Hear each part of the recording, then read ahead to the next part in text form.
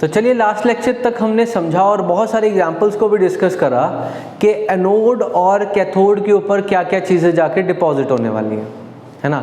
और होपफुली आप सबको समझ में आ गया होगा, क्योंकि जितनी डिटेल से मैंने एग्जांपल ले लेके आपको समझाया ना, क्वेश्चन गलत होने का सवाल ही नहीं उठता।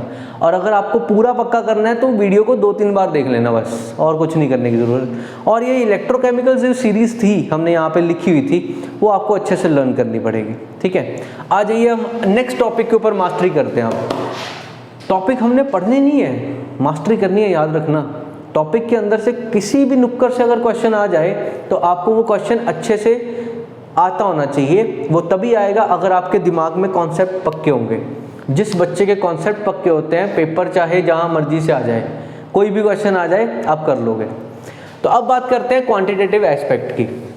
इसमें हम क्या जानते हैं कि हमें ये तो पता लग गया कि एनोड और कैथोड के ऊपर क्या क्या जाके जुड़ेगा, कौन जाके जुड़ेगा, पर हमें ये नहीं पता लगा कि उसका वेट, उसके मोल्स या उसका mass whatsoever you can say that, कि कितना जाके वहाँ पे, अमाउंट नहीं पता लगी कि हमें कितना अमाउंट जाके वहाँ पे जुड़ने वाला है, या वॉल्यूम भी हम कह सकते हैं। तो क्वांटिटेटिव एस्पेक्ट कुछ इस तरह से हमें जानकारी देगा कि कौन सी चीज़ कितनी वहाँ पे जाके जुड़ रही है, समझ गए। तो अगर हम ध्यान से देखें उस सेल के ऊपर, जो सेल हम अभी अभी बना के आए इलेक्ट्रोलाइटिक सेल, उसमें हमने क्या देखा कि हमारे पास 2 तरह के इलेक्ट्रोड्स होते हैं, और ये इलेक्ट्रोड्स आगे इस तरह करके ज्वाइन हुए होते थे, ठीक है। और यहाँ सॉल्यूशन के अंदर काम होना स्टार्ट हो जाता था इस बैटरी के कारण, क्योंकि ये जो बैटरी है वो इलेक्ट्रिसिटी प्रोवाइड करती है। अब सर इलेक्ट्रिसिटी क्या है? Electricity is nothing but the flow of electron. Flow of electron के उल्टा करंट फ्लो करता है, ये हमें पता है। पर यहाँ पे जो भी ऑक्सीडेशन होती है या रिडक्शन होती है, दोनों का मतलब क्या है? इलेक्ट्रॉन्स का गेन या इलेक्ट्रॉन्स का लूज। इलेक्ट्रॉन अगर लूज हो रहे हैं तो आप क्या बोल देते हैं? ऑक्सीडेशन। अगर गेन हो रहे हैं तो आप क्या बोल देते हैं? रिडक्शन। सिंपल। तो सर यहाँ पे तो सारी गेम किसके हाथ में बैठी हुई है? इलेक्ट्रॉन्स के हाथ में। इलेक्ट्रॉन अगर गेन हो रहे हैं या लूज हो रहे हैं, सारी चीज़ें उसके आले दुआले घूम रही हैं, ठीक है।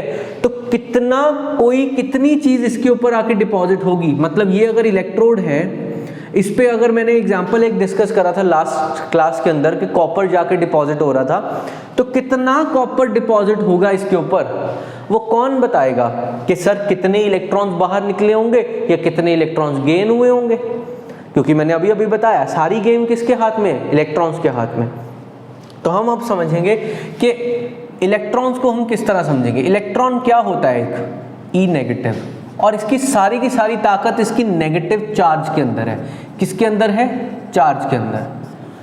इलेक्ट्रॉन वैसे कुछ नहीं है, इसकी इज्जत क्यों बनी हुई है? क्योंकि सर एक नेगेटिव चार्ज है, और नेगेटिव चार्ज अगर आपसे कोई पूछे चार्ज ऑन 1 इलेक्ट्रॉन कितना होता है, तो बहुत सिंपल है, 1.6 इंटू 10⁻⁻⁹ कूलम। तो सर एक इलेक्ट्रॉन कितना नेगेटिव होता है? वो होता है 1.6 इंटू 10⁻⁻⁹ कूलम्स। और हमने ये मोल कॉन्सेप्ट में पढ़ा हुआ है, +1 के अंदर भी, जो पहला चैप्टर ही था हमारा मोल कॉन्सेप्ट का, कि कभी भी एक इलेक्ट्रॉन निकल के तो नहीं जाएगा, कम से कम 1 मोल इलेक्ट्रॉन्स तो वहाँ से खिसकेंगे। एक इलेक्ट्रॉन कब जाता है, और एक इलेक्ट्रॉन जाने से हमें फ़र्क भी क्या पड़ जाएगा? मेरी बात समझ रहे हो ना? तो कम से कम कितने इलेक्ट्रॉन्स मूव होंगे? 1 मोल इलेक्ट्रॉन्स तो मूव होंगे ही होंगे। तो उसी समय फैराडे को भी समझ लेते हैं, पहले हम इस बात को पहले क्लियर कर ले कि ज़्यादातर एक इलेक्ट्रॉन कभी देखा नहीं गया, तो 1 मोल इलेक्ट्रॉन्स का चार्ज बताओ, जो हमारे काम की बात है। आप तो 1 इलेक्ट्रॉन का बता रहे हो और ये तो कभी होता नहीं है। तो 1 मोल इलेक्ट्रॉन्स का चार्ज होता है, जैसे हम 1.6 इंटू 10⁻⁻⁹ कूलम है, इसको मल्टीप्लाई कर देंगे 6.022 इंटू 10⁻23 से। ये क्या है हमारा? Avogadro number. याद है ना, +1 वाले हो, एवोगैड्रो नंबर। तो जब मैंने इसको इससे मल्टीप्लाई करा, क्योंकि 1 मोल के अंदर इतने पार्टिकल्स होते हैं, तो हम बता रहे हैं इतने इलेक्ट्रॉन्स का कितना चार्ज होगा, then it will be 96500। Are you getting? 96500 coulombs. अब इसको आप कैलकुलेट करेंगे, वैसे तो ये निकलेगा कैलकुलेट करके 96485 कूलम्स, पर IUPAC ने कहा कि आप इसको अप्रॉक्सीमेटली क्या यूज़ कर लो, 96500।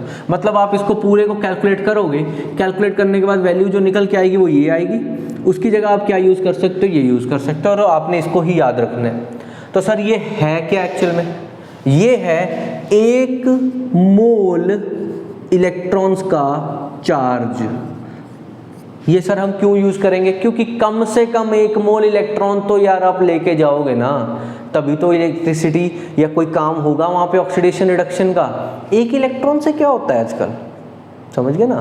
तो बस ऐसे दिमाग में अपने फिट रखनी बात कि 1 मोल इलेक्ट्रॉन कम से कम जाएंगे और उनका चार्ज क्या होगा, ये होगा। अब फैराडे साइंटिस्ट ने इसको अपना नाम दे दिया कि 1 मोल इलेक्ट्रॉन्स के चार्ज को, मतलब 96500 को आप 1 फैराडे कह सकते हो, ठीक है। तो हम इसको 1 फैराडे बोल सकते हैं। तो इतने कॉन्सेप्ट को समझने के बाद अगर आपके दिमाग में फिट हो गया है कि 1 मोल इलेक्ट्रॉन का कितना चार्ज होता है, तो नेक्स्ट जो हमने चीज समझनी है वो है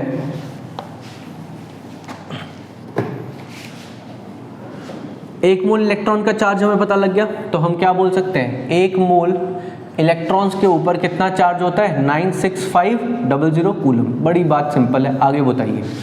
अब आता है first law of Faraday, very very important चीज जिसके लिए हम ये काम शुरू कर रहे हैं।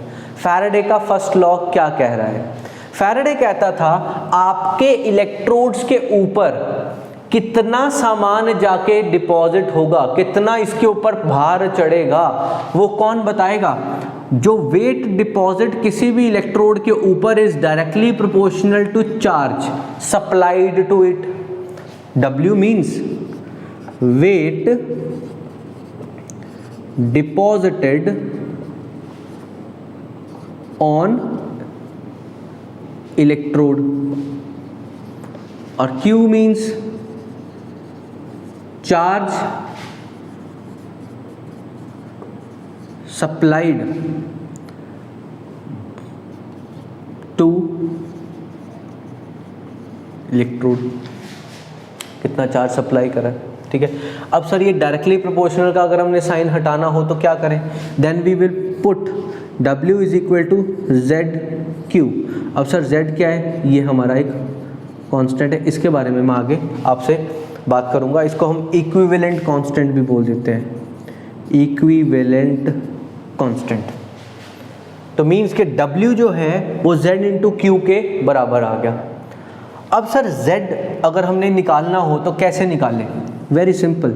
अगर आपको Z की वैल्यू निकालनी है, देखो W और Q की वैल्यू तो हमें समझ में आई क्या होगी, weight deposited on electrode, Q है चार्ज कितना दिया है, Z क्या है वो थोड़े अच्छे से समझने के लिए आप सिंपली क्या कर सकते हो, ये Q को W के नीचे लेके जा सकते हो, W अपॉन Q, इस तरह से एक्सप्रेशन बन जाएगा अगर आपको Z निकालना हो। और अगर इन केस लेट्स मान लेते हैं, लेट Q भी इज इक्वल टू 1 कूलम, मान लेते हैं कि ये जो Q है इसकी वैल्यू कितनी है 1 कूलम, तो अपने आप ही यहाँ पे 1 लिखोगे तो W is equal to Z, मतलब आपके पास वैल्यू आ जाएगी Z की, W is equal to Z। Example के साथ समझोगे, चलिए एग्जाम्पल डिस्कस करते हैं। देखिए यही जगह बना के हम एग्जाम्पल डिस्कस कर लेंगे। जैसे अगर मैं आपसे बात करूं Na किस में कन्वर्ट हो रहा है, Na पॉजिटिव, एक इलेक्ट्रॉन लेके Na में कन्वर्ट हो जा रहा है, ठीक है। अब इसको आगे समझिए। अब आप क्या कहेंगे, सर ये 1 मोल इलेक्ट्रॉन को यूज करा इसने, ठीक है, Na ने 1 मोल इलेक्ट्रॉन को यूज करके Na में कन्वर्ट हो रहा है। तो इसको आप सिंपल वे में क्या कह सकते हो, 1 मोल इलेक्ट्रॉन्स को यूज करा और क्या बना, 1 मोल ऑफ सोडियम बना, ठीक है। और आपको पता है 1 मोल सोडियम का मास कितना होता है, वो ही मोलर मास 23 ग्राम, समझ गए। और 1 मोल इलेक्ट्रॉन्स का चार्ज कितना होता है 96500, अभी तो पढ़ा था, कहाँ गया, वो रेस कर दिया, ये लिखा हुआ है 96500 कूलम। तो अगर आपसे कोई पूछे कि आपने Q की वैल्यू कितनी रखनी है 1, तो तभी तो Z की वैल्यू आएगी। तो आप अब क्या कर सकते हो, यहाँ पे अगर मैं यहाँ पे लिख दूँ 1 कूलम, कैसे आएगा अगर मैं इसको उधर ले जाऊँ, 23/96500, बात समझ में आई। 1 कूलम इज इक्वल टू 23। अब ये वैल्यू किसकी है, ऊपर क्या रखा हुआ है मैंने, वेट, मास ही तो है, और नीचे क्या रखा हुआ है, चार्ज, और हम इसके किसकी बात कर रहे हैं, 1 कूलम की बात कर रहे हैं। तो मतलब ये किसकी वैल्यू हुई, Z की। Z इज इक्वल टू 23/96500, क्योंकि उन्होंने बोला था अगर आपने चार्ज कितना कर दिया 1 कूलम, तो जो वैल्यू बनेगी, जो वेट आएगा वो कितना आएगा, Z के बराबर। तो आपकी Z की वैल्यू ये आ गई।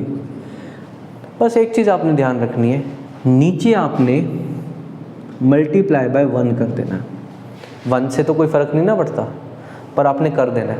अभी मैं आगे जब और एग्जाम्पल डिस्कस करने वाला हूँ तो आपको डिटेल में बताता हूँ कि 1 क्यों लेना है, समझ गए।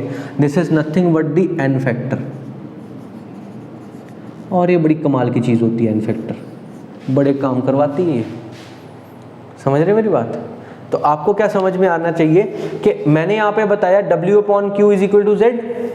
Z की वैल्यू बेटा कब W के इक्वल आती है, वेट के इक्वल कब आती है, जब आपने चार्ज 1 कूलम रखा। मतलब आप अगर Z निकालना चाहते हो तो सिंपल बात है, कूलम 1 लेके आओ, मतलब चार्ज 1 कूलम लेके आओ।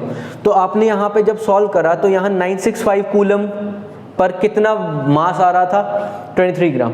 अब मास कितना आएगा 1 कूलम पर, 1 कूलम पर मास इतना आ रहा है, तो मतलब ये मास नहीं है, ये Z ही है। तो हमने लिख दिया Z is equal to this, नीचे मैंने 1 लगा दिया n फैक्टर के तौर पे। क्या मेरी बात समझ में आई, ठीक है।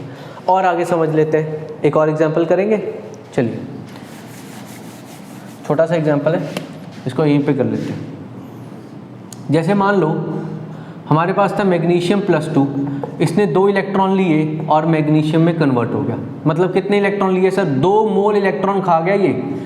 2 मोल इलेक्ट्रॉन्स को लेके ये मैग्नीशियम Mg में कन्वर्ट हो रहा है, ठीक है। अगर आपसे कोई पूछे कि 2 मोल इलेक्ट्रॉन का चार्ज कितना होगा, 2 × 96500, और यहाँ पे आ जाएगा 24 ग्राम मैग्नीशियम का मोलर मास, समझ में आ रही है। तो अब सर यहाँ पे हमें कितना लेके आना होता है, 1 कूलम, क्योंकि Z निकालना है। तो 1 कूलम इज इक्वल टू 24/96500। इस बार 2 अपने आप ही आ गया, पिछली बार 2 आया नहीं ना था, वहाँ पे मैंने 1 लिखा था। मतलब सर ये 2 होता क्या है, कितने इलेक्ट्रॉन्स लिए दिए गए हैं। मतलब मैं n फैक्टर की आपको डेफिनेशन बता रहा हूँ, कितने इलेक्ट्रॉन्स लिए या दिए गए हैं उनको हम n फैक्टर बोलते हैं। यहाँ पे कितने इलेक्ट्रॉन्स लिए दिए गए हैं, 2 इलेक्ट्रॉन्स, तो यहाँ पे 2 लिख दिया। यहाँ पे कितने लिए दिए गए हैं, 1 इलेक्ट्रॉन, तो हमने 1 लिख दिया, सिंपल। अब हम फॉर्मूला याद नहीं करने वाले, अब हम फॉर्मूला बनाएंगे। देखें कैसे, देखो अगर आपसे कोई पूछे Z क्या है, तो आप बोलोगे जी सबसे पहले ऊपर मैंने क्या लिखा है, 24 क्या है मैग्नीशियम का मोलर मास, नीचे मैंने क्या लिखा 96500, और ये 2 क्या है और ये 1 क्या था, this is nothing but n factor. ये फॉर्मूला बन गया। क्या बात समझ में आ रही है, पूरी आ रही है। तो मतलब Z का मतलब molar mass upon 96500 into n factor. Clear. अब ये फॉर्मूला हमने रटना नहीं है, बनाया है मैंने आपके सामने, तो आपको भी कॉपी में 2 बार लिख के देखना है और ये आपके दिमाग में फिट होना चाहिए। समझ गए मेरी बात, बहुत सिंपल है, बहुत सिंपल।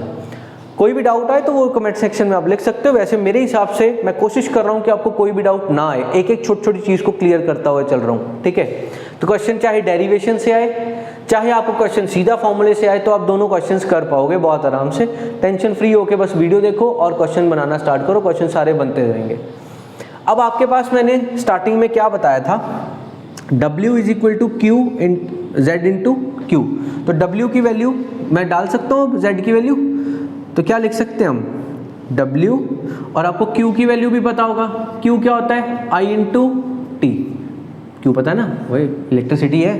तो W is equal to Z की वैल्यू आपने रखी मोलर मास इंटू Q की वैल्यू I इंटू T, और नीचे का रख दोगे 96500 इंटू n फैक्टर। और अगर मैं ये मोलर मास को नीचे ले आऊँ, एक तो ये फॉर्मूला इंपॉर्टेंट हो गया, अगर मैं मोलर मास नीचे ले आऊँ मतलब W upon molar mass into I into T upon 96500 into N factor, तो ये क्या है, ये क्या है, given mass upon molar mass, मतलब sir moles is equal to I into T upon 96500 into N factor, सबसे ज़्यादा इंपॉर्टेंट फॉर्मूला यूज होने वाला। समझ में आई मेरी बात? तो यहाँ पे जो मेन चीज़ें थी वो मैंने आपको कवर करवाई हैं। आपका ध्यान किस तरफ होना चाहिए? आपका ध्यान होना चाहिए कौन से सबसे ज़्यादा इंपॉर्टेंट फॉर्मूलाज हैं। ये सबसे ज़्यादा इंपॉर्टेंट फॉर्मूलाज हैं जो आपने ध्यान में रखने हैं, समझ गए? और आपसे कोई क्वेश्चन रुक जाए ये हो नहीं सकता है, क्योंकि हम ड्राइव कर रहे हैं बेटा, हम नहीं रट रहे हैं, नहीं रटेंगे, हम ड्राइव कर रहे हैं। ड्राइव करके आपको प्रॉपर नोट्स बना के इनको रखना है।